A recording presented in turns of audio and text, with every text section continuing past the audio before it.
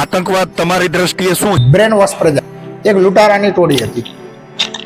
એનો એક મુખિયા હોય તો મુખિયા એમ કહે ને કે ભાઈ આપણો એક ઉપર ઈશ્વર કંઈક છે, ઉપર કંઈક છે એવું જેનો હું ડાયરેક્ટ છું, તમારે કંઈ જ્ઞાન જોતું હોય તો હું જ આપીશ.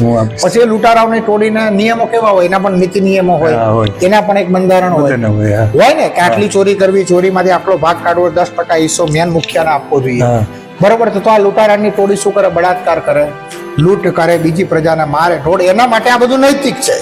અને ધીમે ધીમે એ જે નીતિ નિયમો મેન મુખ્ય બનાવ્યા હોય એ મુખ્યો વિયો જાય, એ પછી જે કઈ બોલ્યો હોય ને એનો ભ્રંત થઈ જાય.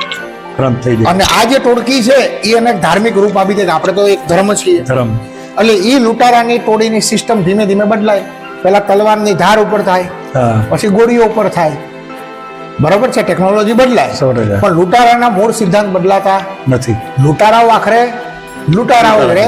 એટલે બીજી ભાષામાં એ લૂંટારાઓ પછી અપગ્રેડ થાય એટલે ભૂલી જાય કે આપણે લૂંટારા હતા, પણ કાર્ય બદલાતું નથી. એટલે મારી દ્રષ્ટિએ એક મેન લૂંટારાની ટોળકી દ્વારા એક મર્યા પછીની 72 હુરો કે મર્યા પછીની ભોગવવાની લાલસા આપી અને ટોળાને કઈ રીતે પોતાનો ટોળોને વિસ્તાર કરવો, બરોબર છે, અને બીજા ટોળા ઉપર કઈ રીતે હાવી થવું, બીજું ટોળું કઈ રીતે ખોટું છે એ સાબિત કરવું, બરોબર છે, અને ચોર અને ચોરી કરવી અને લૂંટ કરવી અને દેશ સાથે ગદ્દારી કરવી. બસ આ વાર્તાને જે સમજી જાય એ સમજદાર છે. જે આતંકવાદ અને લવ જેહાદ કહેશો ને, ખાસ કરીને આપણા દેશમાં સિટીઓમાં, મોટા મોટા સિટીઓમાં જોવા મળે છે અને ઘણી બધી જગ્યાએ થાય છે.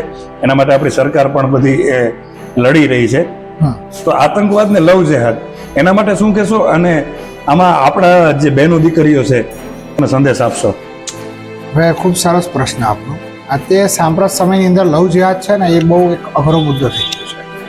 હવે આપણે કોઈ પ્રેમના વિરોધી નથી, બરોબર છે, પણ નામ બદલીને અને પર્ટિક્યુલર ટાર્ગેટ લઈને આ કાર્ય કરવામાં આવે છે ને ત્યાં 100% વિરોધ છે. એક પક્ષ એવો છે કે જેને એવું માનવું છે કે તમામ દુનિયા ઇસ્લામિક થઈ જવી જોઈએ, બરોબર છે, અને લવ જેહાદ પાછળ પણ ધાર્મિક માન્યતાઓ છે કે તમે ખરેખર જો બીજા ધર્મની દીકરીઓ, ધારો કે હિન્દુની દીકરીઓને તમે આની અંદર ફસાવશો તો તમને ફલાણા પ્રકારની જન્નત મળશે. બરાબર, એની પરિભાષાની અંદર આ પુણ્ય છે. એટલે આ જે કઈ થઈ રહ્યું છે એ સામાન્ય કોઈ એક બે કેસ હોય તો આપણે કોઈ નથી વાંધો, પણ આ એક ધાર્મિક માન્યતાનો આધાર લઈને એક અનૈતિક હોવા છતાં એક નૈતિક કર્મ બતાવીને કરવામાં આવે છે. એટલે આપણને હિન્દુ તરીકે આપણું લોહી ઉકળે અને આપણને 100% વિરોધ છે. આજે લવ જેહાદની અંદર સ્થિતિ એવી છે કે તમે જે સિટીની દીકરીઓની વાત કરી, સિટીની દીકરીઓને ખાસ સંદેશ આપીશ કે આજે તમારી કોલેજોની અંદર, બરોબર છે, કે બ્રાહ્મણની છોકરી હોય તો 7 લાખ રૂપિયા, પટેલની દીકરી હોય તો 5 લાખ રૂપિયા, બીજા સમાજની દીકરી હોય તો 3 લાખ રૂપિયા, આવા પર્ટિક્યુલર ભાવ તૈયાર કરવામાં આવે છે. આવા ઇસ્લામિક છોકરાઓને વેલ ટ્રેન્ડ સાયકોલોજીકલ રીતે હિન્દુ છોકરીને ફસાવવા માટે ટાર્ગેટથી મસ્જિદમાંથી આ લોકોને ટ્રેનિંગ આપવામાં આવે છે.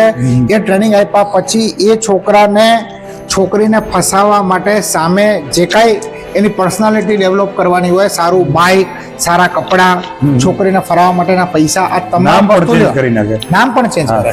અને આ બધું નામ ચેન્જ કર્યા પછી પર્ટિક્યુલર ટાર્ગેટ દ્વારા છોકરીને ફસાવવામાં આવે છે, બરાબર છે. ત્યાં આપણને વિરોધ છે. અને આ ટાર્ગેટ કોઈ નાનકડી સંસ્થા તરફથી નથી આવતું. આ બધું મોટા ભાગે મસ્જિદોના એલાન છે. જેમ જમ્મુ કાશ્મીરની ઘટના બની હતી ત્યારે ચોખ્ખા શબ્દોમાં કીધું હતું કે પંડિતો તમે જમ્મુ કાશ્મીર છોડી દો પણ તમારી સ્ત્રીઓને મૂકીને. અને આ એલાન કોઈ સામાન્ય રોડ ઉપર નીકળેલા ડીજેમાં નતું થયું, આ એલાન મસ્જિદોના સ્પીકરોમાંથી થયું. તો લવ જેહાદ એક સાંપ્રત સમયની બહુ મોટી સમસ્યા છે, બરોબર. કેરળની અંદર સૌથી વધારે ત્યાંની વામપંથી સરકારનો, હિન્દુવાદી સરકાર નહીં, વામપંથી સરકારનો આંકડો છે 2005 આજુબાજુનો કે 5000 થી વધારે સ્ત્રીઓ ગાયબ છે, દીકરીઓ હિન્દુઓ, બરાબર છે ને. આજે તો ત્યાં હિન્દુ ધર્મના વસ્તી લગભગ બહુ સંખ્યકમાંથી અલ્પસંખ્યકમાં. તો બહેનો દીકરીઓ ધ્યાન એ રાખવું જોઈએ કે અમે તમારા પર્ટિક્યુલર સ્વતંત્રતા કે તમને કોણ છોકરો પસંદ છે અને કોના જોડે લગ્ન કરવા, અમે એના વિરોધી નથી સાધુ તરીકે, પણ તમને બ્રેન વોશ કરી અને તમને એક કહેવાય ને કે નરકના દ્વારમાં ઢસેલી દેવામાં આવે છે.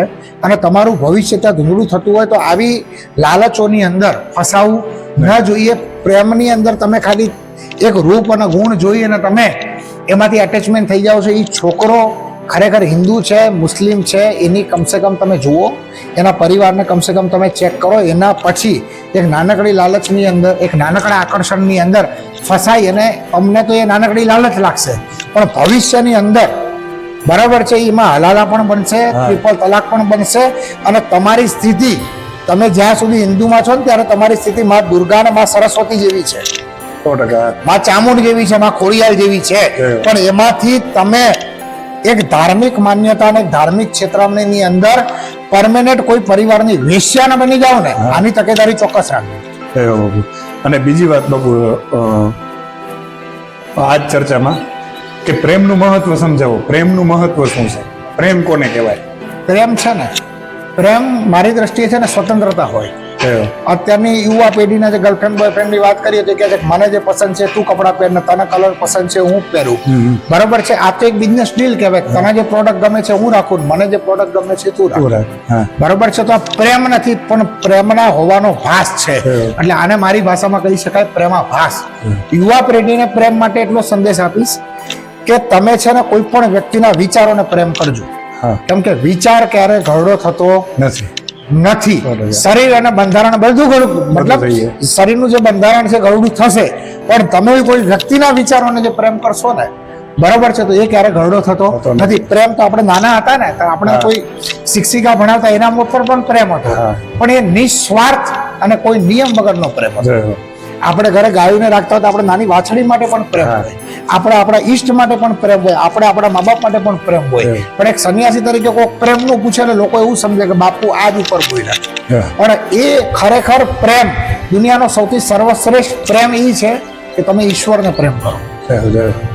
આ સાચા પ્રેમની પરિભાષા છે. હજી એક જો વિશેષ ઉદાહરણ લઈએ ને, તો સગર્ભ જે સ્ત્રી હોય ને એને ખબર નથી કે મારે પુત્ર થવાનો કોઈ પુત્રી, પણ બંનેના નાના નાના કપડા બાળક ત્યાં તૈયાર કરે, દીકરો થાય તોય અને દીકરી થાય તોય. આને કહેવાય સાચા પ્રેમની પરિભાષા ને નિસ્વાર્થ પ્રેમની પરિભાષા. પ્રેમમાં ક્યારે કહેવાય ને કે બંધન ન હોય, મુક્તિ હોય. મુક્તિ હોય. બરોબર છે, પ્રેમની અંદર બહુ નીતિ નિયમો ન હોય, પણ સ્વતંત્રતા હોય. બરોબર છે, તો આ પ્રેમ એ પ્રેમ છે, અને દુનિયાનો સૌથી સર્વશ્રેષ્ઠ પ્રેમ એટલે ઈશ્વરનો પ્રેમ છે, કેમ કે ઈશ્વર જ પ્રેમમય છે.